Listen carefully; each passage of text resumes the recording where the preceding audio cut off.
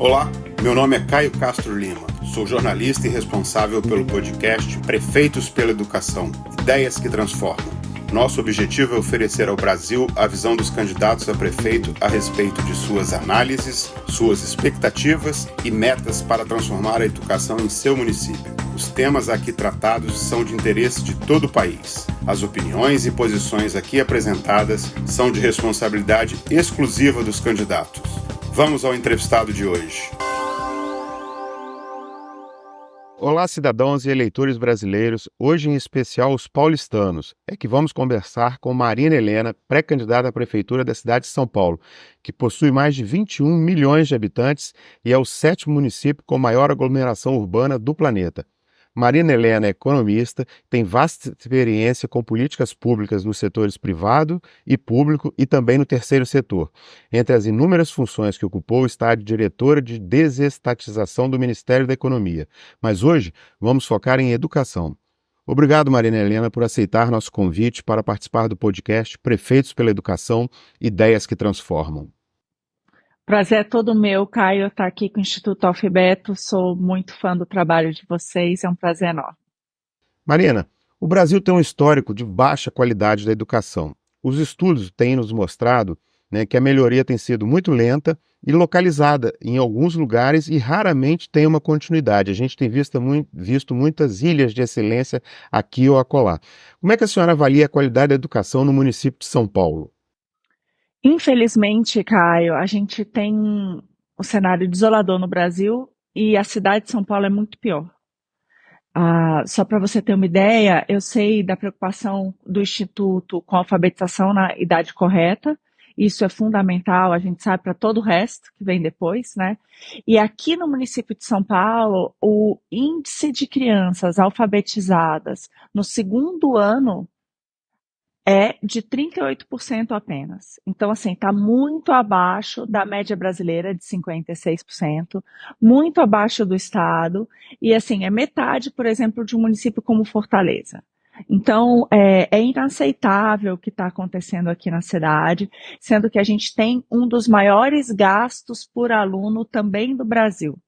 Então, esse é um dos meus grandes motivadores a entrar nessa disputa, eu diria que até o maior, é realmente a educação, porque a gente sabe que isso é principalmente uma função das prefeituras e é muito desolador ver que a gente gasta tanto com educação aqui no município para resultados tão precários. Por exemplo, São Paulo é uma das únicas cidades aqui do estado que não participam do Saresp. Então, a gente faz lá a prova do IDEB, né, a cada 2 anos, mas não tem a continuidade. Então, você não tem essa avaliação permanente. Então, uma das minhas propostas é exatamente isso, ter avaliação permanente, de preferência bimestral, para a gente ter metas muito claras e ver como é que elas estão ou não sendo alcançadas para conseguir intervir. Marina, você comentou, a gente vai abordar outros temas, mas já que você comentou na questão de orçamento, o município tem um investimento barra gastos, cada um dá uma nomenclatura aí para esse caso muito alto e os resultados muito baixos. A gente tem visto isso em muitos municípios, brasileiros e o repasse de verba, independentemente do governo, tem ocorrido com uma frequência até e aumentado isso e não há o investimento adequado. Como é que dentro de uma prefeitura como São Paulo, onde você tem toda a questão urbana, a questão de obra, a questão social, saúde, ou seja, inúmeros pontos, gerenciar esse orçamento para que a educação esteja de fato entre as prioridades e possa trazer resultados? Caio, a realidade é que a educação, em termos de gasto, ela é sempre prioritária, até porque a gente tem o mínimo constitucional. E São Paulo tem um orçamento muito elevado, ele está praticamente do tamanho do estado de Minas Gerais, ele só perde para o orçamento federal, o estado de São Paulo está praticamente ali igual ao de todo o estado de Minas Gerais. Então, é um orçamento muito alto, a gente está falando de 113 bilhões aqui em São Paulo.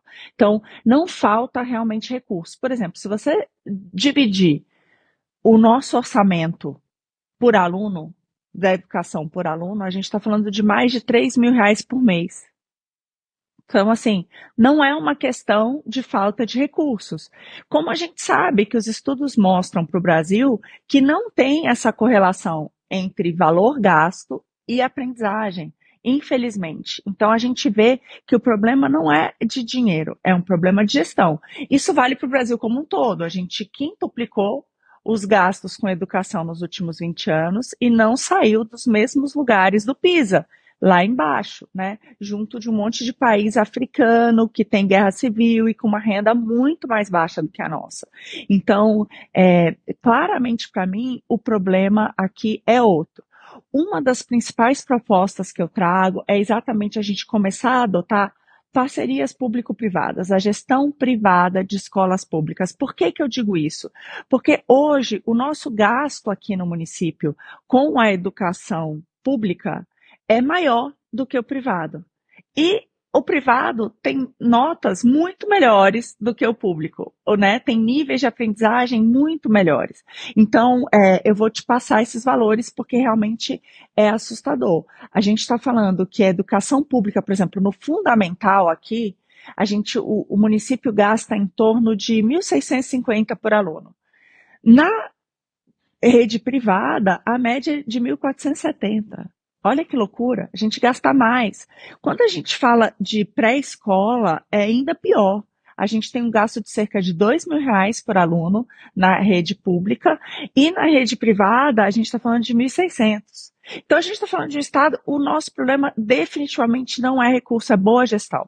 Então a gente precisa ter os instrumentos para ter uma competição. Eu digo que isso é dar direito de escolha para os pais. Tudo que eu gostaria de fazer nessa cidade é dar direito de escolha para os pais. O que significa isso? Aí no bairro dele, ele vai ter uma escola 100% estatal, ele vai ter uma escola pública administrada pelo setor privado, ele vai ter uma oportunidade de ter uma bolsa para estudar numa escola particular. Então, são diferentes modelos e ele vai poder optar. E aí, o que a gente vê é que os municípios em outros países onde isso é adotado, acaba que a própria escola pública melhora de qualidade, porque você começa a ter uma certa competição, que é algo que a gente sabe que hoje, infelizmente, no setor público não tem.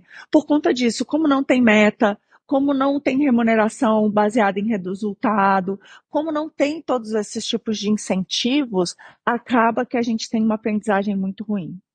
Certo. Marina, você falou dessa questão de meta, da questão da gerenciar o orçamento, da questão da avaliação constante. É, vamos, né, colocar assim, você hoje fosse eleita prefeita de São Paulo. Quais seriam os três, me dê assim, três pontos principais que você colocaria imediatamente em prática dentro desses desafios e dessa análise que você vem fazendo? O primeiro deles é exatamente dar oportunidade de escolha para os pais e trazer esse componente de competição também para a educação aqui no município. E como seria feito isso? Trazendo a gestão privada da escola pública, como a gente já vê que acontece hoje na saúde, a gente vê que acontece em aeroportos, a gente vê em várias coisas que são bem-sucedidos. Você também poder dar bolsas de estudos para alunos, né, principalmente aqueles mais carentes, poderem estudar também em escolas privadas e no ensino público também trazer incentivos corretos, que é o quê? Metas e avaliação e fazer todo um programa de remuneração e de carreira baseado nessas metas. Então, esse é um primeiro ponto. O segundo ponto é a alfabetização na idade correta, Caio. É um absurdo que São Paulo seja, dentre as capitais, o com o pior índice de alfabetização na idade correta. É isso, nós só temos 38% dos nossos alunos que estão plenamente alfabetizados no segundo ano. A gente sabe que o ideal seria que eles fossem alfabetizados no primeiro ano. A minha filha, por exemplo, que estuda numa escola privada, ela foi alfabetizada na pré-escola. Então, hoje ela está no segundo ano e ela já lê livros de 200 páginas. Olha a diferença que tem para o resto das crianças. Então, isso é realmente um absurdo. Então, a gente precisa trazer essa alfabetização para a idade correta. A minha meta é que 100% dos alunos estejam alfabetizados no segundo ano, plenamente, mas tentar, de fato, antecipar isso para o primeiro ano o máximo possível, porque a gente sabe que isso é fundamental. Sem esse tijolinho, nenhum outro é possível, né, na educação. Então a gente vê esses péssimos resultados do IDEB no final do fundamental, crianças que não sabem fazer contas básicas, que não sabem ler e escrever, né, interpretar textos com alguma complexidade, isso tudo é resultado de uma má alfabetização. Então, eu vejo que isso é fundamental. Um terceiro ponto que a gente destaca aqui também é você trazer mais os pais, sabe, para dentro da escola, mostrar de alguma maneira a importância disso, trazer para o contraturno atividades, né? E outra coisa, transparência. Então, a ideia é que você tenha ali na escola um aplicativo em que o pai possa seguir o seu filho. Então, primeiro ponto, ele vai saber quanto custa essa escola. Eu acho que isso é um dos pontos de por que a gente tem uma sociedade que não cobra.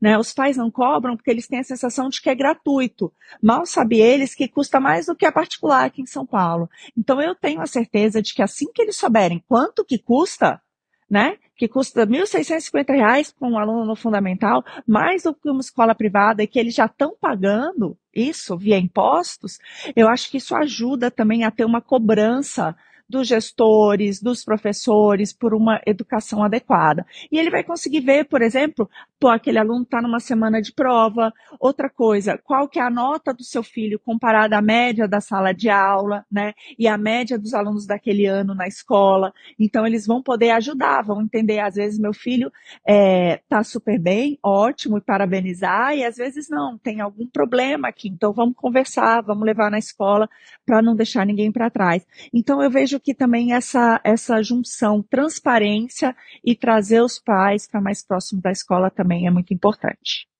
Você tocou aí num ponto que é muito interessante da gente debater e fazer a sociedade, né, ajudar a sociedade a compreender isso. É a questão dos pais com a educação. A gente percebe que há esse distanciamento e às vezes a população vê muita coisa pública como sendo, é público, é de todo mundo. Não, é de todo mundo, mas é nosso. Eu já estou pagando por isso, né? Uma coisa que você colocou que é muito importante entender isso e às vezes a população não tem esse entendimento devido à falta de transparência. Outra coisa que eu acho que afasta a população da questão educacional é que, por exemplo, na saúde, né, eu costumo dar esse exemplo, se o paciente tem um problema, chega numa unidade de saúde e ele não é bem atendido, ou algum problema, dependendo da gravidade dele, ele vem a falecer imediatamente, no dia seguinte, em uma semana e tal. Na educação, essa morte é a longo prazo, se ele não for bem atendido, né? Mas ele é uma morte quase que anunciada. É, então, como é que faz para esses pais entenderem esse processo? Você falou da transparência, e aí dentro desse contexto, educação dá voto, Marina? Caio, olha, se depender de mim, a gente vai ter um teste nessas eleições. Eu acho que é isso. Eu tenho ficado muito surpresa por onde eu ando, né? E principalmente nas periferias, quando eu dou esses dados e falo que custa mais caro que uma gestão privada e que você poderia ter acesso ao ensino de qualidade como da rede privada para o filho, as pessoas olham para isso com um brilho no olhar, assim, sabe, ansiando por isso. Então, eu sinto que, infelizmente, a qualidade da nossa educação é tão ruim que as escolas viraram praticamente um depósito de crianças para os pais poderem trabalhar. É triste, mas é isso, né? Então eles sentem que assim, puxa vida, é grátis, o que está errado. E número dois, é onde eu tenho certeza que eu vou deixar meu filho em segurança para poder ir trabalhar. Às vezes nem em segurança, infelizmente, mas essa é a ideia. Então, não é isso. A gente sabe que é um instrumento de transformação da vida dessas pessoas. Eu gosto muito de um documentário que é da diretora mais durona da Inglaterra, que é a Catherine, e lá ela tem uma escola, né, e que saiu, a Micaela, e saiu em vários rankings como uma das melhores escolas de Londres e é onde mais os alunos ali são mais aprovados nos vestibulares depois das escolas do Reino Unido, enfim. Então é uma escola de excelência e são só alunos de baixa renda sabe, e ela consegue realmente fazer um trabalho incrível. E ela fala que a pior coisa que você pode fazer para um aluno que vem de uma realidade difícil, ele chegar e dizer assim, olha, eu não fiz o dever por uma série de histórias tristes, e sempre vão ter muitas histórias tristes, e você passar a mão na cabeça desse aluno, porque aquilo ali é a chance dele sair dessa realidade triste. Então, o seu compromisso é cada vez maior, né? Ele tem que entender aquilo como de fato um instrumento para mudar a sua vida, que é algo que não existe no Brasil. A gente fala muito no Brasil que o Brasil não cresce, não tem produtividade, mas muito disso é por conta da nossa educação. Então, se a gente consegue mostrar para os pais e mostrar para aqueles alunos de volta que sim, a educação pode ser um instrumento de transformação da sua vida, aí sim a batalha está ganha. Então, eu acho que o grande desafio que eu vou ter nessas eleições é de tentar mostrar isso para as pessoas. E aí a gente vai descobrir se dá ou não voto, mas eu espero que, assim, eu já estou vendo que, por conta disso, aqui na cidade, muitas perguntas têm a ver com a educação. Então, eu já tenho trazido, por exemplo, essa questão da gestão privada das escolas públicas. Eu estou vendo que sempre nas perguntas e nas sabatinas elas vêm. Então, é um debate que eu acho que estava na hora da gente ter, e eu estou muito feliz de pelo menos estar vendo que ele está começando a acontecer aqui na cidade de São Paulo. É. Maria, tudo isso que você nos trouxe agora, fazendo uma análise rápida, depende muito da questão da transparência, como você disse, né? A sociedade entender quanto que é investido na educação comparado com uma educação privada, no resultado que aquilo traz do aluno que está estudando, na questão da alfabetização dele, o tempo que ele ganha se ele for realmente alfabetizado na idade certa.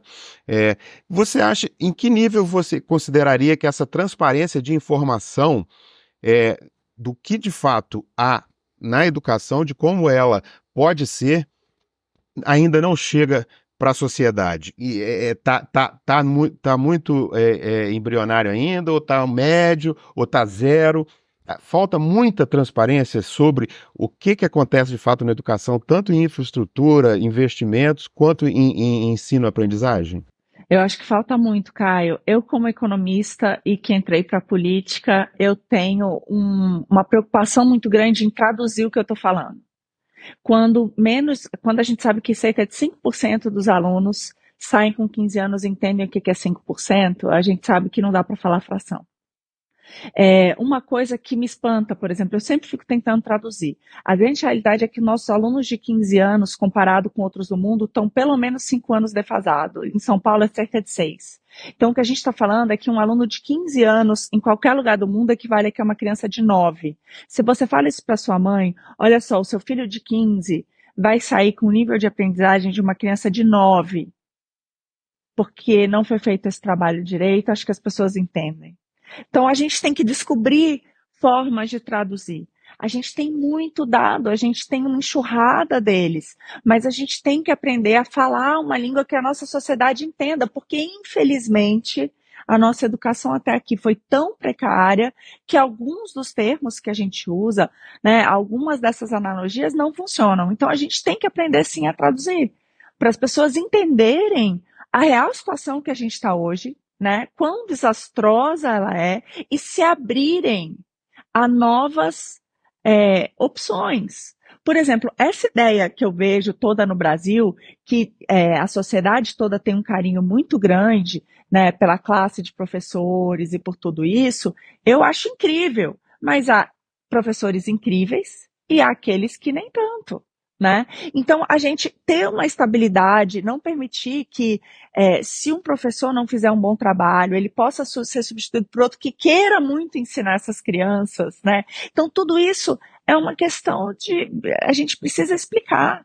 Né? Explicar a questão dos sindicatos, que não necessariamente estão preocupados com o melhor para aquela criança, a separação do que é a educação e o foco no aluno para o que é um corporativismo. Então, isso tudo são questões que a gente precisa começar a levar para a sociedade urgentemente. Eu acho que não dá mais para a gente insistir nos erros e esperar resultados diferentes. Então, não adianta mais a gente só aumentar os recursos para a educação, como a gente fez até agora, como eu falei, que a gente multiplicou por 5 e não saiu do lugar em relação à aprendizagem. Está na hora de testar novos formatos, por exemplo, esse. Vamos tentar trazer administração privada para as escolas públicas. Não vão ser todas. A gente pode colocar uma em cada 10, uma em cada bairro. Vamos ver. E aí, o que os pais vão escolher? Aqui em São Paulo, Caio, tem um exemplo que eu gosto de dar. No meio da Cracolândia, no centro da cidade, uma escola ia fechar, uma escola centenária dos salesianos, que é o Liceu Coração de Jesus. E aí acabou que teve uma parceria com a prefeitura. E hoje os alunos da rede pública atendem essa escola. E olha que incrível, ela vai até o 5º ano, certo? Os pais lotaram a prefeitura pedindo para que tivesse um 6º, um 7º, porque eles estavam em pânico de pensar que os filhos deles vão sair dessa escola administrada, né, por uma organização social e vão ter que voltar para a escola 100% estatal. Então, isso aí é o que a gente chama de votar com seus pés, de poder de escolha, sabe? Eu acho que a gente precisa começar a trazer isso. No Reino Unido, me chamou muita atenção uma proposta.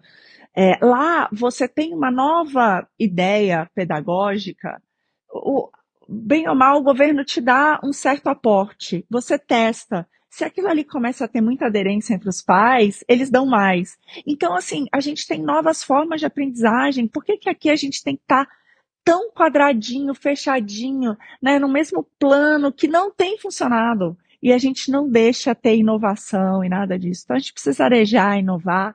Vamos trazer um pouco de modernidade. Quem sabe assim a gente consegue salvar nossas crianças.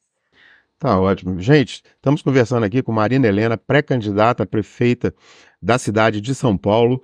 Conversa ótima, muitos esclarecimentos, mas devido assim ao nosso tempo, eu queria então, antes de finalizar, Marina, deixar para você um espaço, né, para você falar para o cidadão eleitor, ou independentemente de ele ser eleitor, mas o cidadão, o paulistano, a sua mensagem sobre educação, para que fique isso firmado na mente desse cidadão.